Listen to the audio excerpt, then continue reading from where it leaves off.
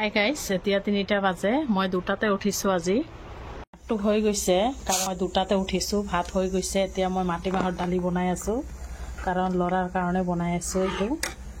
আৰু মাছো আছে, মাছৰ চব্জি আছে, এয়া দেখিছেনে। আৰু কণীৰ কাৰী বনালোঁ, কণী আৰু বিলাহী দি। এইটো হৈ গ'ল, ঠাণ্ডা হ'ব দিছোঁ। হাই গাইছ, চেহেৰীৰ সময়ত কাৰেণ্টটো গ'ল দেখিছেনে। কেতিয়া যেন আহিব, এতিয়া কেনেকৈ চলিম চাওঁ কেতিয়া আহে। মই চব্জিবিলাক গৰম কৰি আছোঁ।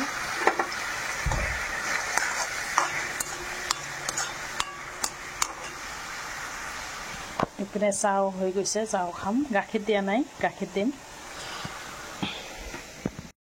কাৰেণ্ট গৈছিল, আকৌ 5 মিনিটত আহি গ'ল। এতিয়া খোৱা লোৱা কৰিম। আজি হৈছে লাষ্ট চেহেৰী, শেষ আজিৰ পৰা চেহেৰী। আৰু ঈদৰ যেনেকুৱা ফূৰ্তি লাগি আছে, ৰমজান মাহ যোৱাৰো গম হৈ আছে। আকৌ এবছৰ পিছত আহিব এনেকুৱা 3টা সময়ত 3টা বজাত উঠি প্ৰতিবেশী ঘৰৰ ওচৰ চুবুৰীয়া ৰন্ধা বঢ়া এটা ফূৰ্তিয়ে বেলেগ। সেইকাৰণে যিয়ে নহওক আৰু আজিৰ দিনটোৱে তেনেহ'লে খোৱা লোৱা কৰোঁ। আৰু চাহ বহাই দিছোঁ, মই চাহ খাম। একেবাৰে মৰ্ণিঙত আহি আছোঁ। Guys, welcome back to my channel. আশা কৰিছোঁ আপোনালোক ভালে আছে, ময়ো ভালে আছোঁ। আৰু ৰাতিপুৱা উঠিলোঁ, এতিয়া কাম কৰা নাই, একো কাম কৰা নাই। জাষ্ট ঘৰ দুৱাৰবিলাক সাৰিলোঁ আৰু বিছনা পাতিবিলাক তুলিলোঁ। এতিয়া ভাবিছোঁ ঈদৰ কাৰণে, আজিৰ দিনটোৱে ঈদৰ কাৰণে কেইটামান বস্তু যা যোগাৰ কৰোঁ, মানে কেইটামান বস্তু তৈয়াৰী কৰোঁ। তেনেহ'লে আহক দেখাই আছোঁ। আপোনালোকে কিন্তু ব্লগটো শেষলৈকে চাব। আৰু নতুন জনে চাই প্লিজ এটাকৈ ছাবস্ক্ৰাইব মাৰিব। তেনেহ'লে আহক দেখাই আছোঁ। কিমান ৰ'দ দিছে দেখিছেনে। বাপৰে বাপ। দিয়ক, আজিয়ে লাষ্ট ৰজা, কিমান দিব পাৰে দিয়ক। আৰু কাপোৰ চাপোৰ ধোৱা হৈ গৈছে, কাম হৈ গৈছে প্ৰায় ঈদৰ কাম। এইবিলাক কলৰ পাৰ্চাৰ মই চাফা কৰিছোঁ যোৱাকালি গোটেই। এতিয়া পাকঘৰত সোমাম, আহক। ঘৰ দুৱাৰবিলাক সাৰিলোঁ, বিছনা ঠিচনাবিলাক ঝাৰিলোঁ। আৰু যোৱাকালি নহয়, গোটেই মোচা ঠোচা কৰিছোঁ, সেইকাৰণে আজি আৰু নুমুচিলোঁ। গোটেই কাম হৈছে। এতিয়া পাকঘৰৰ কাঁহী বাতি ধুম। কাঁহী বাতি ধোৱা নাই আজি, ইমান নাই। কাঁহী বাতিবিলাক ধুম আৰু কেইটামান বস্তু বনাম, দেখাম। ভাবিছোঁ কেইটামান নান কাটা বনাম, এটা কেক বনাম আৰু কেইটামান খাজুৰি বনাম। তেনেহ'লে আৰম্ভ কৰোঁ। অলপটো কিন্তু আপোনালোকে চাই থাকক। ৰাতি সময় নহয়, সেইকাৰণে ভাবিলোঁ দিনতে বনাওঁ, কাম অলপ কম আছে। তেনেহ'লে চাই থাকক ব্লগটো। মই পাকাত বহি ল'লোঁ আৰু প্ৰথমে মই ভাবিছোঁ নান কাটা বনাওঁ আগত, কাৰণ নান কাটা কেইটা বনাওঁ। আৰু ঈদ আহিছে যিহেতু, ঈদৰ কাৰণেতো অলপ চলপ বনাব লাগিব, নহ'লে ভাল নালাগে সেইকাৰণে। এতিয়া মই এটা বল লৈছোঁ, তাতে আগত চেনি দিম, চেনি গুড়ি, কাৰণ চেনি গুড়িটো মই কৰি লৈছোঁ আগৰ দিনেই। আৰু এতিয়া মই ময়দা দিম। ময়দা নিদিওঁ, কাৰণ ময়দাটো পিছত দিম, কাৰণ ৰিফাইন আৰু চেনিৰ ভিতৰতে ময়দাখিনি যিমান লাগিব দিলে হ'ল। পানী কোনো ব্যৱহাৰ নাই, পানী দিয়া নাযাব এইটোত। ৰিফাইন আৰু চেনি গুলাই যিখিনি ময়দা লাগিব সেইখিনিতে কৰিব লাগিব। আৰু খাৱা চ'দা অলপখিনি দিম, বেকিং চ'দা অলপ দিম, আৰু ৰিফাইন। এইখিনিয়ে ৰিফাইন এবাটি দিছোঁ মই, আৰু চেনি এবাটি দিছোঁ, ময়দা কিন্তু 2 বাটি দিছোঁ। 2 বাটিৰ বেছি লাগিলেও দিব লাগিব, কাৰণ চেনি আৰু ৰিফাইনৰ জোখত ময়দাখিনি। আৰু বেকিং চ'দা, বেকিং পাউডাৰ অলপ অলপ দিলে হ'ল। নান কেইটা খাবলৈ নহয় খুবেই ধুনীয়া লাগে। মই বাহিৰৰ বস্তু অলপ কমেই খাওঁ, যিকোনো বস্তু মই বনাই খাওঁ ঘৰতে, সেইকাৰণে বনাই আছোঁ।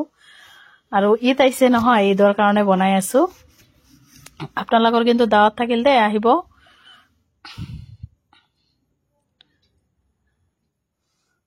মোৰ ব্লগবিলাক শেষলৈকে চাব, লাইক শ্বেয়াৰ কৰিব। নতুন ব্লগ জনাই চাই প্লিজ এটাকৈ ছাবস্ক্ৰাইব মাৰি দিব। ব্লগবিলাক আপোনালোকে শেষলৈকে চাব, স্কিপ নকৰিব। এতিয়া মই ময়দা দি আছোঁ, ময়দা কিমান লাগিব সেইখিনি জোখমতে দি আছোঁ। আৰু অলপ কিন্তু নিমখো দিছোঁ, অলপ নিমখ নাদিলে খাবলৈ ভাল নহয়, সেইকাৰণে অলপ নিমখো দিম। এতিয়া হাতেৰে খুবছে খচি ল'ম, ঠিকছে খচি ল'ম, হাতেৰে খচি তাৰপিছত বনাম। আৰু অভেনটো নাই মোৰ, কেৰাহীতে বনাব লাগিব, অভেন চভেন নাই। এয়া হৈছে দেখিছেনে কিমান ধুনীয়া হৈছে। আৰু এইবিলাক ৰঙা ৰঙা মই চেৰি দিছোঁ, চেৰিখিনি সৰু সৰু কৰি কাটি লৈছোঁ। এটা হৈছে, এয়া ঢাকন এটাত দিছিলোঁ, হৈ গৈছে, কেৰাহীত বনাইছোঁ। তাৰপিছত বনোৱা নাই। তাৰপিছত লৈ আছোঁ কণী, 2টা কণী লৈছোঁ আৰু চেনি লৈছোঁ। কণীত থাকি চেনিখিনি অলপ বেছি দিছোঁ, কাৰণ বিস্কুটত অলপ চেনি নহ'লে ভাল নালাগে, মিঠা নহ'লে খাবলৈ ভাল নালাগে। সেইকাৰণে মই কণী আৰু চেনি গুড়ি দিলোঁ। আৰু ইয়াতো ময়দা যিখিনি লাগিব এই 2টাৰ পৰিমাণত দিব লাগিব। পানীতো কোনো কাৰবাৰে নাই, পানী দিয়াই নাযাব। এতিয়া মই ৰিফাইন অইল দি আছোঁ। তাৰপিছত ইয়াত কিন্তু কণী দিছোঁ, সেইকাৰণে মই অলপ ভেনিলা এচেন্স দিম আৰু ছ'ডা দিম, অলপ খাৱা ছ'ডা আৰু বেকিং পাউডাৰ, এইখিনি দিম। এতিয়া খচি ল'ম, খুবছে খচি, তাৰপিছত ময়দাখিনি দি মাৰি ল'ম। আৰু কেকৰ এটা বনাম, কেকৰ কাৰণে ৰেডি কৰি থৈছোঁ। কেকটো মই আজি কোকো পাউডাৰ দি বনাম, চকলেট ফ্লেৱাৰ।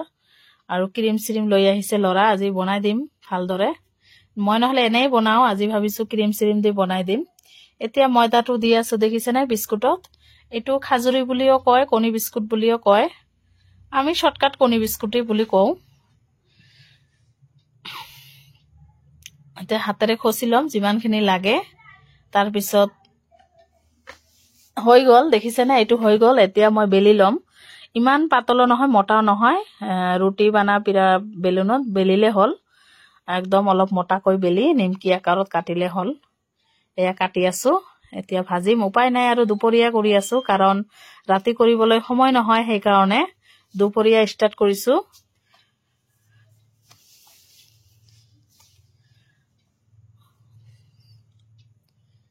এতিয়া কাটি আছোঁ আৰু ভাজিম, একেবাৰে কাটি চাটি লৈ একেবাৰে ভাজি ল'ম। তাৰপিছত কেকটো বনাই আছোঁ। মানে কেকটো দিছোঁ হ'বলৈ।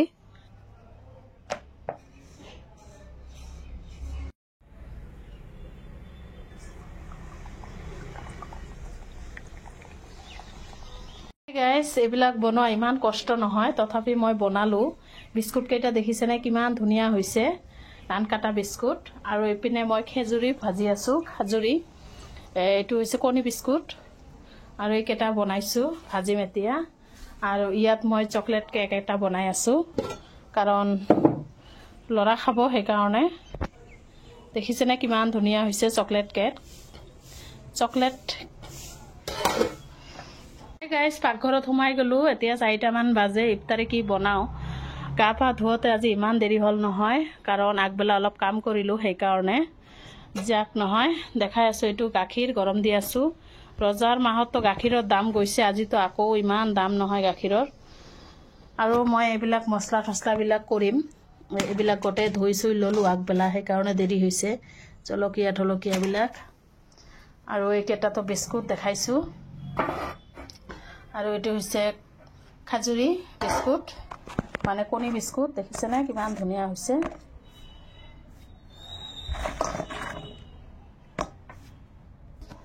তেনেহ'লে আহি আছোঁ, ইফতাৰিত কি বনাওঁ।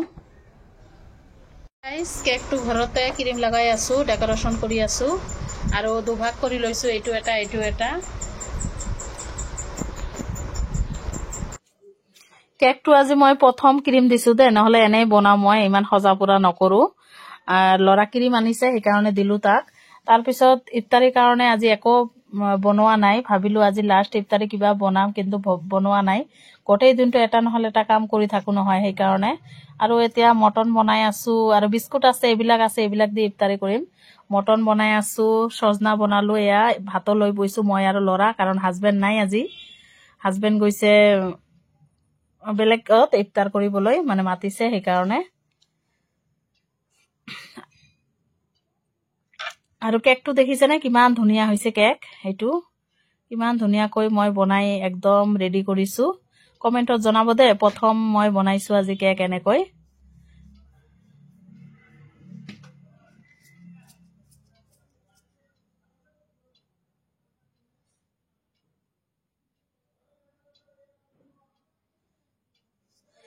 তাৰপিছত সন্ধিয়া আহিলোঁ, সন্ধিয়া কাঁহী বাতি ধুই এয়া পিঠাকেইটা বনাই আছোঁ। নাৰিকলি পিঠা হয়, এইকেইটা বনাই আছোঁ, কাৰণ সন্ধিয়া বনালোঁ। আগবেলাতো এইবিলাক বনাইছোঁ, এতিয়া সন্ধিয়া মই এইবিলাক বনাই আছোঁ। পিঠা নাৰিকলি পিঠা হয়, একদম ডাইচ দি বনাইছোঁ, কাৰণ ঈদ বুলি কথা সেইকাৰণে বনালো অলপ চলপ কৰি।